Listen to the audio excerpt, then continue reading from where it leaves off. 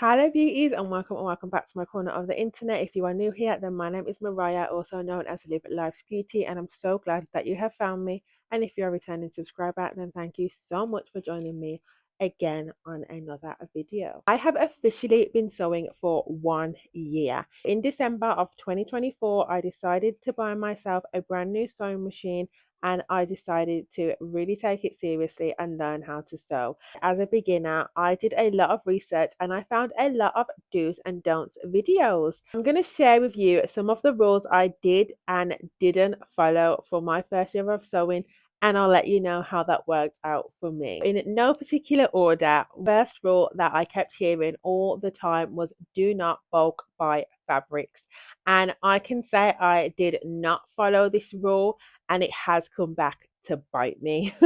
When I first began sewing, I was just so in awe of all the pretty materials, and just like a magpie, I really gravitated towards them. I had no idea about the composition of fabrics or what was best used for what garment. When I would find a really good deal on fabric, I would just buy as much as I thought I would need to make an outfit. Bearing in mind, I had no idea how much a meter, or if you're in America, a yard is. For me, the more I began to sew, the more I realized what kind of fabrics I liked to wear and what kind of fabrics were easier for me to work on my machine.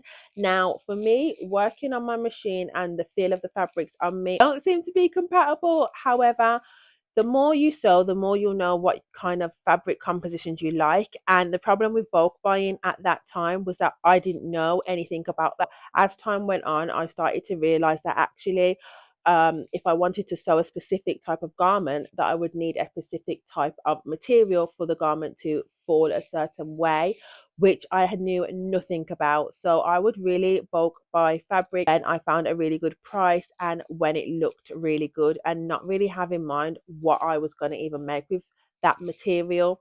And secondly, I just fell out of love with the material, guys. So some items that I'd brought, I just didn't know how to use it, and it just sat there for so long. And now I look at it and I'm just like, what did I even want to make with that? I cannot remember. So I would definitely say, I know it sounds tempting to kind of look at the good deals and kind of think, yeah, I'm going to grab that, I'll make something with it later.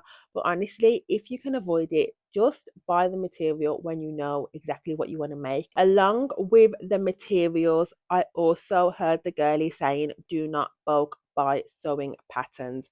And I can say that for my first year of sewing, I really went down the self drafting route. One of my main things about getting into sewing was that I could see something that I liked and make it myself. And if I had to see it, find a pattern for it, buy the pattern for it, wait for the pattern to come, then make the garment, it wasn't really that satisfactory for me. So I really did go to YouTube University, where I found a lot of Nigerian seamstresses. I cannot get the words out. Where I found a plethora of Nigerian seamstresses that show you how to make a garment from start to finish, and I just ran with that. Whilst that was my preferred method of learning sewing, I also did buy a few sewing patterns when I would find them at the charity shop. I had a local charity shop by me that would sell patterns for £1. I think towards the end they did go up to like £1.99, always the way, isn't it? But you know, for the most part, they were £1. And I will say that I did get happy bulk buying them. I just brought a lot of patterns that, looking back now, I actually wouldn't use. A lot of dresses, and a lot of like skirts. So I think I do agree with this one as well. Like, really think about what you have in your own wardrobe, how you can kind of knock that off firstly. And then if you really think, no, this is really intricate, like I might need a bit more help than this, then look for sewing patterns and don't just go by the price, guys. As affordable as they can be found, it kind of makes you think like, oh, I'm just gonna buy this pattern or download this pattern. A lot of patterns you can just hack into making it what you want. So I would say that you don't actually need an extensive sewing pattern collection. For me, I would say again, this was definitely some advice that I should have listened to. Number 3 on the list that the girlies were telling me was, do not skip steps. So when you are following a sewing pattern or when you are making a garment, it's easy to just kind of rush along, but honestly, follow the steps. And I would say that I didn't follow this one and it didn't work out too bad for me. I think that with sewing for me, it definitely took the pressure off when I would just kind of use my common sense to make something how I thought it should be made. Again, this is just for me, guys. I really struggle badly to follow sewing patterns. I really struggle to kind of read a lot of like words at once. I know I'm old enough that it shouldn't be a problem now, but it really is. My brain just kind of wants to skim through so fast and it does not want to sit there and read the full context. Again, that's probably why I love watching YouTube videos, because they're just talking me through it rather than me having to read. I did have a commercial sewing pattern which I did follow to make, spoiler alert, one of my favorite tops. However, that just really boggled my brain, guys, and I was reading it and I was like, how the heck do I do this step? Like, I just don't understand it. And then essentially I just had to use my own initiative and sew it together how I think it should be made, and it turned out to be great in the end. There is so many ways to do one garment. Just for instance, I know when making trousers there's literally about 3 different ways that you can do it, but I prefer the way in which you put one leg into the other and you sew around the crotch, where some people like to sew up the crotch first and then sew the legs down the side. It's just however your brain computes the steps in which you need to take to complete the garment. Another one of the sewing tips that I always hear is make a twirl. So if you don't know what a twirl is, it's basically a mock-up of the garment that you want to make using your not best material, so that when you do make your final version, you have already troubleshooted everything you needed to with the twirl. And I can say again, guys, I didn't follow this step. I would say my biggest project, which kind of where I should have made a twirl, was when I made this dress for a wedding that I attended. And this dress was completely made in 2 days and it was completely hodgepodged by me and my own imagination of how I think a garment should be. Whilst I don't always think it's necessary, if you are making something and you have a limited amount of fabric, then obviously a twirl would be great to do. I just never found that I cared that much about what I was making to make a twirl. So I just kind of went with the flow of 90% of my projects. And whilst some did turn out great and some didn't turn out so great, in the end, I just used my whatever attitude to turn it into something that I like and I'm happy to wear. So another one of the do and don'ts for beginners that I kept hearing was to start with the basics. Don't just go into sewing extravagant items, because you need to learn the basics first. And I would say I kind of did this.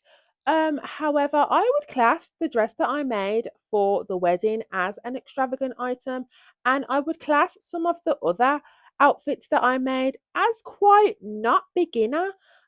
So I would say that I didn't really follow this rule. However, I can see why they said it, because I think that it is best to kind of get your technique right and learn your sewing machines on basic stuff. But also, I think it's those extravagant slash confident beginner patterns that kind of pushes you to kind of learn, because you want to make fun and cool stuff with sewing. Just making a basic t-shirt or a basic pair of trousers isn't really pushing you that far. So I would say that I kind of did this and I kind of didn't, because there were some outfits that I made which wouldn't be considered basic. However, I was able to do them and I was really happy with the results of them. So I would say it's up to you. If you feel confident, just go for it. If you kind of are a more cautious sewer, then obviously stick to the basics, learn what you need to, and move on when you feel ready. So now we're going to move on to my advice for beginners. Don't just stick with one type of sewing project. I have found a newfound love for doll making. I absolutely love it and it's really surprised me. So I would say don't be too rigid in your sewing machine. Really just give everything a go, guys, because you never know what you actually might enjoy making. The second thing I would say, which obviously take with a grain of salt, is do not be in a rush to make money from your hobby. For me anyway, sewing was always going to be a hobby, and I've kept it as a hobby. Anything that makes money, it definitely takes the fun out of it and it becomes more of a chore for me. So don't be in a rush to monetize from your hobby. Just keep it as a hobby, guys. The last thing that I would say on my do's and don'ts is do not be afraid to tell people no. For me this year, as my skills have got better, I have been having requests from friends and family to make them items and garments, and I have said no. Some people totally understand, and some people want to push back and want to know why I'm not making them what they want. Whilst I am absolutely flattered that they think that I am at that level to be making them garments, it's just not what I want to do. I just want to create for myself and my children. If you are like me, where once the pressure is on, it stops becoming fun, learn to tell people no. Those are all of my do's and don'ts for the first year of sewing, and those are all the advice that I took and didn't take. Some turned out to be no big deal, and some turned out to bite me in the bum. But either way, I have learned so much through this first year of sewing, and honestly, I think that this year, my second year, is going to be so much better. If you are a creative, do tell me some of the do's and don'ts that are in your field, and let's talk about if you stuck with them or not. Thank you so much for watching. I really hope you enjoyed this video. Do not forget to live life's beauty, because life is beautiful and it's out there waiting to be lived by you. And hopefully I will see you in another video. Bye.